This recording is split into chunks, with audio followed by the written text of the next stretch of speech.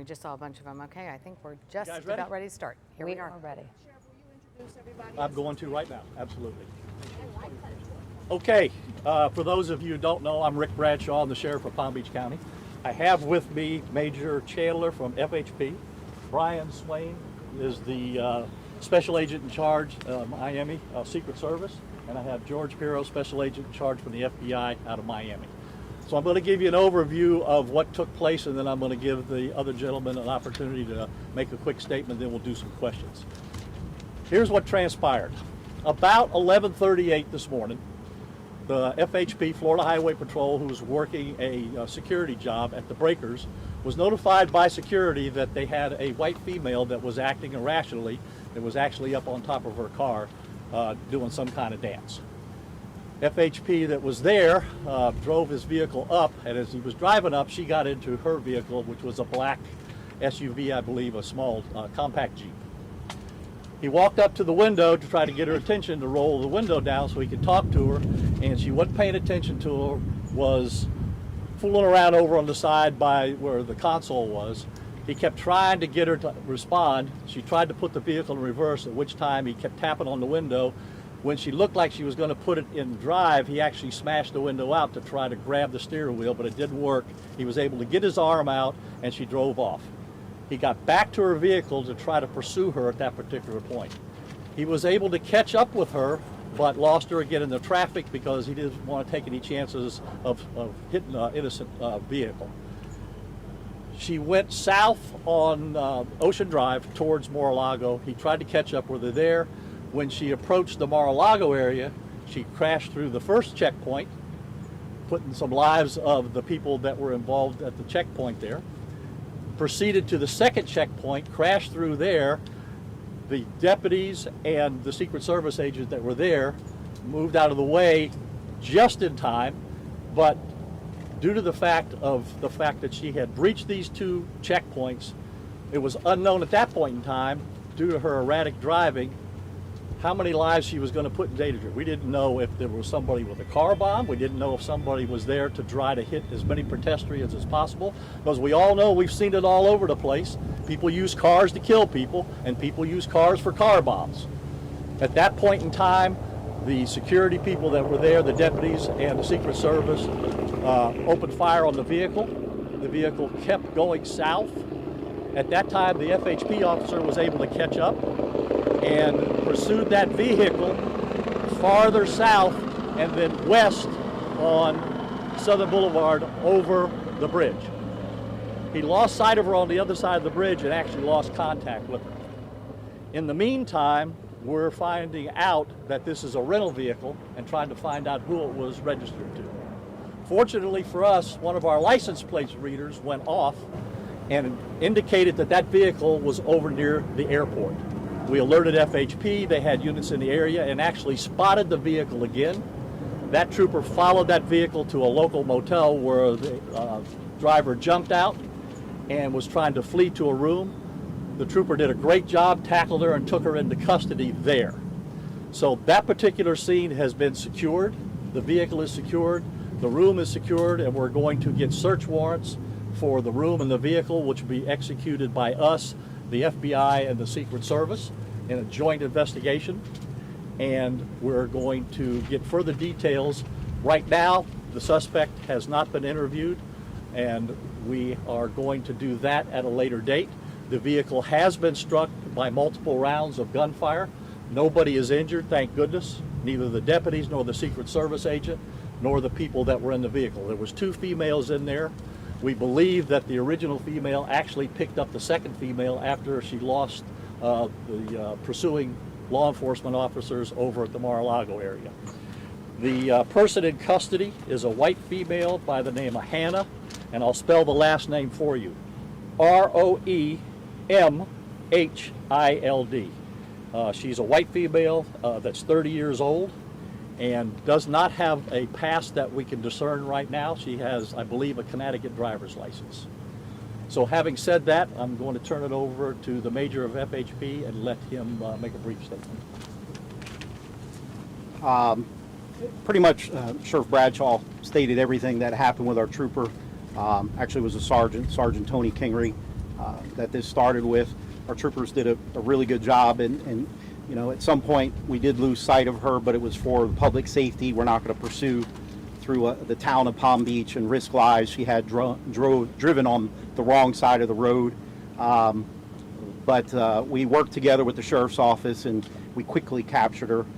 It didn't take much long. It was probably within a few minutes after we lost her. But are there any questions? What's the name? How long between? You say you lost her for what? What's the timing there? It would probably maybe 15 minutes. Don't hold me to that, but it was a very short time. Any weapons found in the car? We got to do a search warrant for that.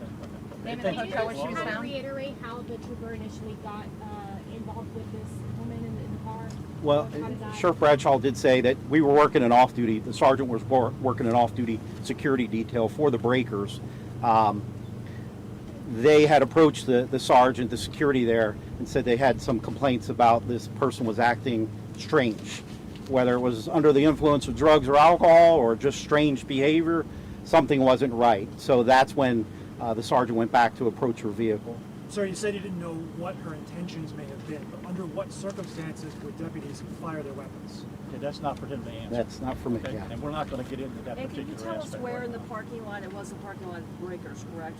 Was it close up near the valet, or was back in a different area? It was, I believe, near the fountain. Don't hold me to that. There's a big fountain up front. And car was parked there? I believe so. No, just one. What is she How charged many with? shots were fired and which agencies fired the shots? Let's back up for a minute. We're going to let these other two people talk, and FHP then did I'll not take some fire their questions. weapons, just so you know. Question about FHP. What was it about the trooper? What did the trooper see that made him feel that he had to take the dramatic step of punching out the window? Well, she wasn't acknowledging his presence there, even though he's banging on the window, yelling at her, trying to get her attention. Just like if anybody here has dialed 911, you know, believe that they spotted somebody, that something's wrong with their driving on the road, you would expect the trooper to do his job. So he's doing his job, making sure she was okay, but she wasn't acting normal to him. But he was also fearing that she could back out and do something crazy, hit Yes. somebody. Yes. About how fast was she going and how close did she get to Mar-a-Lago, the actual property line? I think the sheriff Yeah, could answer that better I'll than answer me. that in a couple of minutes. Major, can I get your name, please? Major Robert Chandler. Robert Chandler? Yes, sir. Chandler. But to answer your questions, at one point it was speeds somewhere in the neighborhood of 70 miles an hour. It could have been more, but On the island, on the island, yes. All right, we're going to have the Secret Service here to give you a statement. Good afternoon. I'm Brian Swain, the Special Agent in charge of U.S. Secret Service in Miami, Florida. As the sheriff mentioned earlier today, a vehicle fleeing from local law enforcement approached an outer perimeter checkpoint and failed to stop. The vehicle continued towards a second checkpoint and failed to stop. Both checkpoints are manned by U.S. Secret Service and Palm Beach County Sheriff's deputies. These vehicle checkpoints are located on public roadways and are part of the U.S. Secret Service outer perimeter. Again, let me emphasize, the outer perimeter. They are not located on Mar-a-Lago property. We can confirm that local law enforcement and Secret Service discharged their weapons at the vehicle. No Secret Service protectees were in Palm Beach County during the time of this incident. We will not have any further comment at this time. I'm sorry, what did you say, sir? No Secret Service protectees? Oh, the president was not here. We're going to now have George Pirro from the FBI. Sure. Good afternoon. My name is George Pirro, P-I-R-O. I am the Special Agent in charge of the FBI's Miami Field Office. As you're aware, there was an incident today at Mar-a-Lago. The details have been provided to you by the sheriff.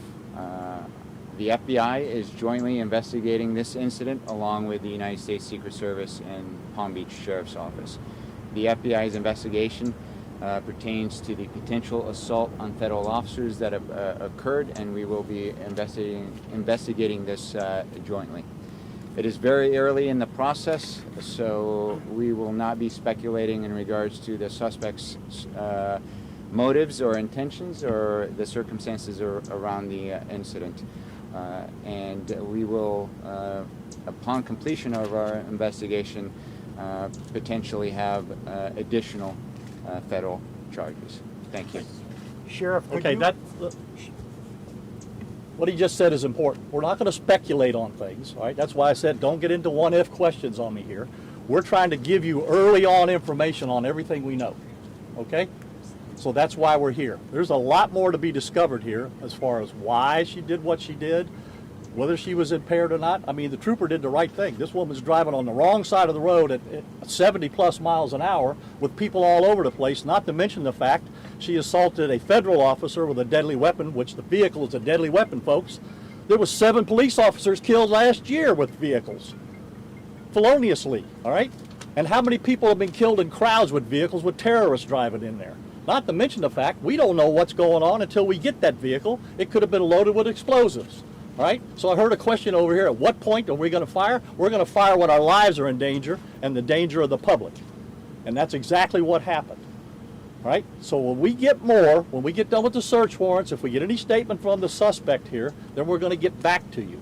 But at this point in time, we've told you everything that we know, and the investigation continues. It's a joint investigation, so when we know more, you'll get press releases as we go, and if it's important enough, then we're going to get you all back together. Sure. Now, wait, one at a time. Let's have some really good questions. But it does appear, a few hours into this, that the Mar-a-Lago connection seems to be just pure coincidence. Yeah, this is not a terrorist thing. This is somebody that obviously was impaired somehow and is driving very recklessly and endangering not only the public, but the law enforcement officers that are there. That's what this is. But it appears there was no intention. I'm going to Mar-a-Lago. No, there's no intention. was there. It's a road that leads nowhere else but to Mar-a-Lago.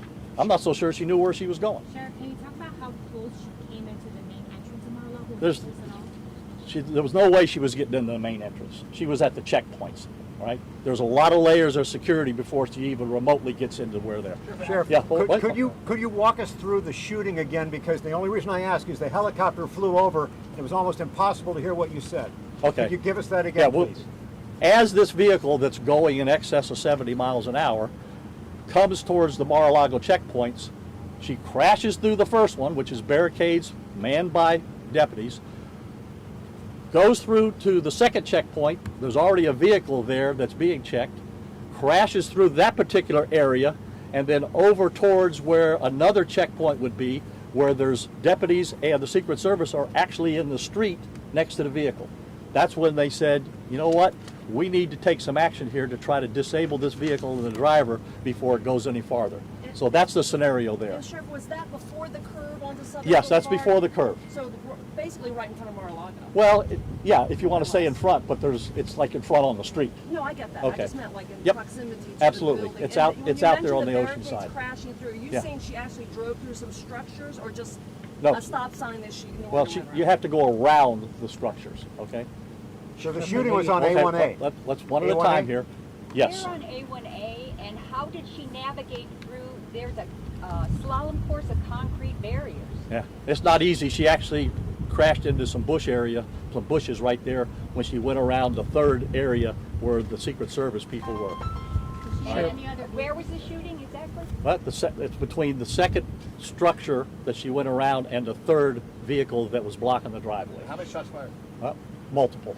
Sheriff, do you worry that the barricades were doing their jobs? If it's not easier, I don't want to say easy, but if she was able to get around through 2 different security checkpoints, does it expose vulnerabilities? No, it doesn't. Like I said, she wasn't even remotely close to being able to get into what we call the inner perimeter bubble over there. Has nothing to do with getting close to where if the president was there, she wouldn't have been even remotely close to that. Is there a reason why it's in custody, but the second woman is not in custody? No, the second woman we don't believe was actually in the vehicle at the time it occurred. That she went and picked this particular individual up before she tried to get to the motel. She's Where not was being the charged. motel? What's the question? She's not being charged. The second individual? No. The charges against the first individual are going to be, like the FBI said, assault on a federal officer, and then the other one's going to be deadly assault on 2 of the sheriff's deputies, and whatever traffic charges, which are going to be probably very severe traffic charges that are going to be placed by FHP, because there's no doubt that she was reckless and abandoned to operate that vehicle as she did in public. Was she hit by the gunfire? Jail as of now? She's in an interview room right now, but she will end up in the Palm Beach County Jail. Hannah, H-A-N-N-A-H? Yes, And then R-O-E-M-H-I-L-D. correct. Sheriff, is there a reason why deputies and Secret Service waited to the next checkpoint to fire at the car, seeing as how it was driving this? Well, just in case the person's going to stop and realize what they've done, okay? So after the second one, it's pretty obvious they're not going to stop. Sure. Not to mention the fact people's lives are getting to be in danger that are in the street working over there. And the name of the motel, sir, and did she put up We're not going to release the hotel name right now because we've got, some people there operating. We don't want the public to be all over the place over there. Did she continue to resist arrest when I believe the trooper had to actually physically tackle her to the ground and take her in custody because she was pretty much determined to get away. Sheriff, can you tell me, is there a connection between the female suspect and the motel? Did she stay there? She was staying there. She was trying to get back to her room. I'm Was going the to take second woman her mother? two more quick questions. Is that a picture of her you have? It is, and I'm going to make that picture available to the public information officer here, who will get that out to you. Last question. Was that her mother that was in the car with her? There's some relationship there. We're going to determine what it is before I say that for sure. Thank you, folks. We're going to get back to you. If we have any update, any additional information that is pertinent, we're going to get back to you. And Terry Barbera from the public information will get you the picture and any information that you need on the suspect. Thank you. Thanks, Sheriff.